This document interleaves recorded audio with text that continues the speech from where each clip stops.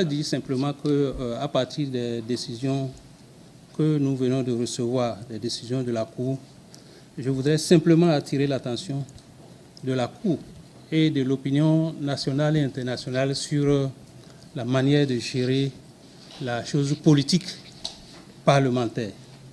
À la 7e législature, j'étais là, j'avais suivi de bout en bout tout ce qui s'était passé avec le BMP, bloc pour la majorité présidentielle de l'époque, et j'avais attiré l'attention en disant tout ce qui se tramait n'était qu'une grosse boue qu'on est en train de préparer, et que quand la population souveraine va taper dans la boue, chacun va recevoir ce qui lui parviendra.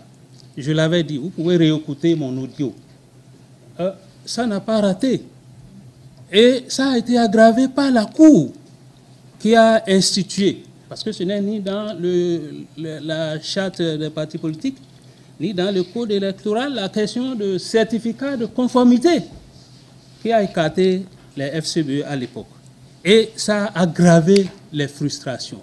Donc, j'avais dit, c'est l'excès de frustration qui amène les gens à la violence. Ça, dans tous les pays au monde, c'est l'excès de frustration qui conduit à la violence. Donc, je voudrais attirer l'attention, l'opinion nationale et internationale, attirer l'attention de la Cour sur des décisions à prendre pour qu'il y ait la paix. Les Béninois ont besoin de la paix. Nous avons besoin, je l'avais dit, que les Béninois ont besoin de prendre leur gari dans la quiétude.